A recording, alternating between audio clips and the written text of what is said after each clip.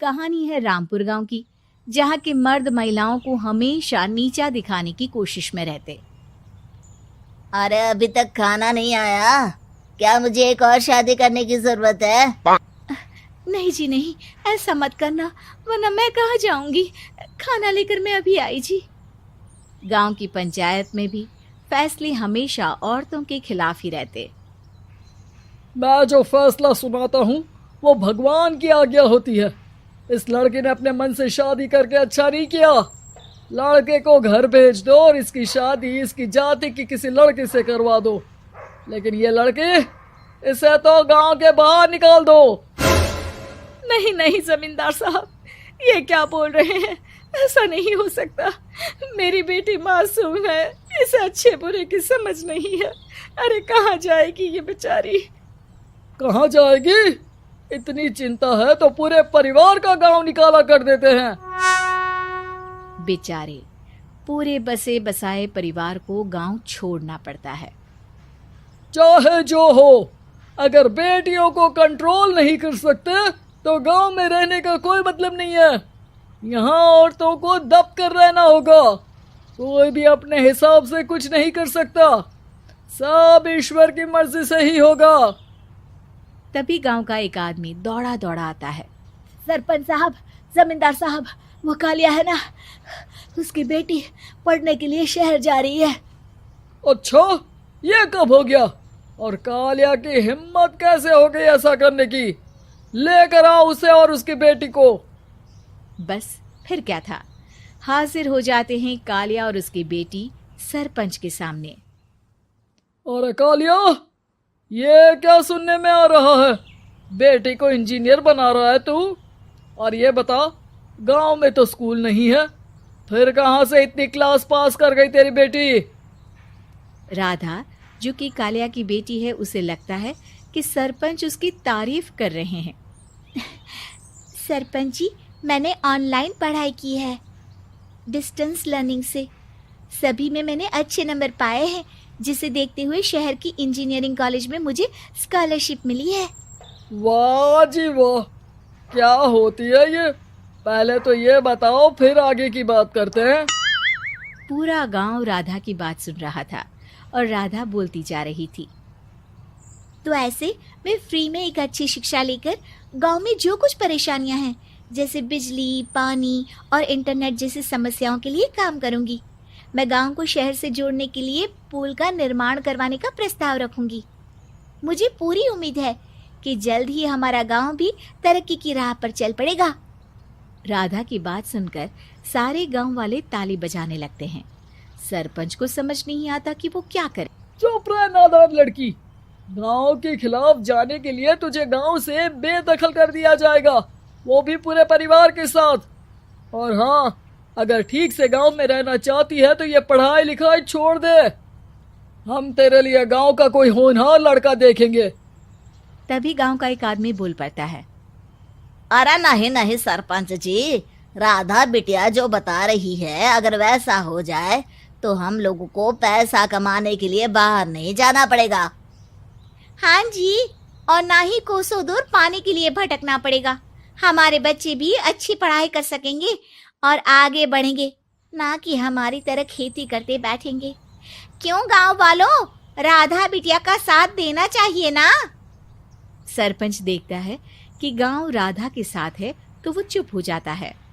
वो घर आकर अपने सलाहकार से बात करता है, जो बहुत ही चालाक किस्म का इंसान होता है।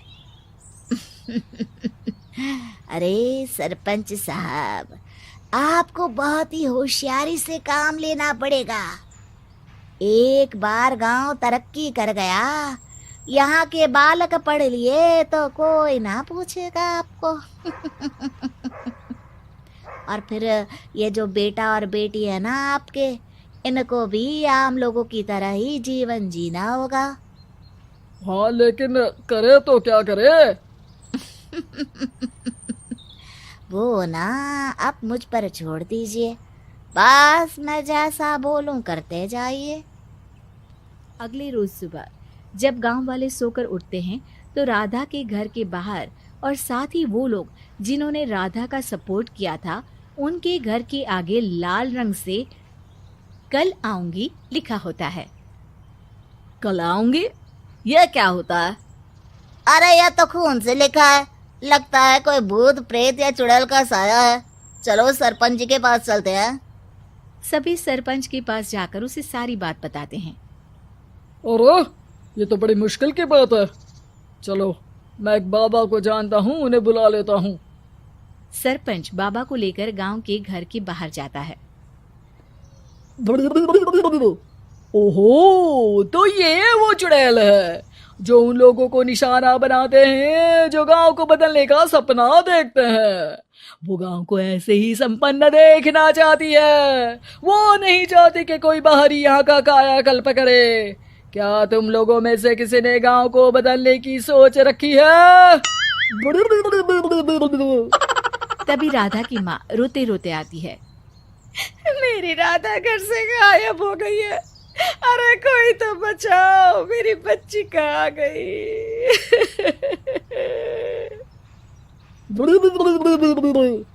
ले गई वो चुड़ैल, तेरी बच्ची को ले गई।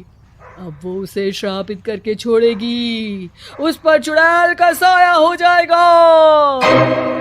तभी बुरी सी हालत में राधा भी वहां आ जाती है। उसके बाल चुड़ैल की तरह फैले होते हैं और कपड़ों में खून लगा होता है। सभी राधा को देखकर डर जाते हैं। माँ, पता नहीं मुझे कौन उठा कर ले गया था। अरे दूर दूर हो जा चुड़ैल, अब हम लोग इस गांव में नहीं रुकेंगे। अरे कैसे बातें कर रहे हैं आप? कल तो आप मेरे भरोसे गांव का हुलिया बदलने, अपने बच्चों को पढ़ाने और तरक्की उन्नति की बात कर रहे थे, तो आज क्या हो गया आपको? ये फिर तुम लोगों को बहकाएगी। ये चुड़ैल गांव में आ चुकी है, ऐसे ही ये तुम्हारे घर के बच्चों को भी ले जाएगी। गांव वाले राधा को गांव से बाहर निकाल देते हैं। उसके माँ बाप रोते रहते हैं, लेकिन गांव वाले नहीं मानते। मैं भी अपनी बहन के साथ गांव के बाहर रहूंगा, लेकिन वो पढ़ाई नहीं छोड़ेगी। वहीं सरपंच के घर पर सलाहकार कहता है। देखा, सांप भी मर गया और लाठी भी नहीं टूटी। लेकिन अगले ही दिन सरपंच के घर के बाहर भी वही शब्द लिखे होते हैं। और फिर सरपंच की बीवी कहती है, हमारी बेटी को किसी ने अगवा कर लिया है। तभी राधा का भाई वहां आ जाता है। अरे गांव वालों, मैंने सरपंच जी की बेटी को देखा था। वो चुड़ैल उसे उठाकर ले जा रही थी। अरे क्या मजाक कर रहे हो? नहीं नहीं सरपंच जी, आप नहीं जानते। वो चुड़ैल अब आपकी बेटी में आ जाएगी, जैसे राधा के अंदर आ गई थी। तभी सरपंच की बेटी वैसी ही हालत में वहां आती है जैसे राधा आई थी। पापा, पता नहीं कैसे मैं गायब हो गई थी। चुड़ैल, इसके अंदर भी चुड़ैल का साया है, मारो इसे। अरे नहीं नहीं, इसे भी राधा के पास गांव के बाहर ही भेज दो। अरे चुप रहो, मेरी बेटी कहीं नहीं जाएगी और चुड़ैल वुड़ैल कुछ नहीं होता है। अरे कैसे बात कर रहे हो सरपंच जी? आप तो बोल रहे थे कि आपका फैसला भगवान का ज्ञान होता है, तो अपने पर बात आई तो अब आप ऐसे बोल रहे हैं। अरे ना ना ना, आपको अपनी बेटी को त्यागना ही होगा। अरे बुलाओ बाबा को। राधा का भाई बाबा को ले आता है, जिसे अब गांव वालों के डर के कारण सच बोलना पड़ता है। मैं कोई बाबा नहीं हूँ, मैं तो मोची था। ये सलाहकार महोदय ने मुझे कहा था एक्टिंग करने को। अब वो मुझे पैसे देने वाले हैं। अब मुझे माफ कर दो। गलती हो गई, मुझे माफ कर दो। तभी वहां राधा आ जाती है। देखा सरपंच जी, जब गांव के बच्चे साक्षर होंगे तो आप जैसे लोगों की चालाकी नहीं चलेगी।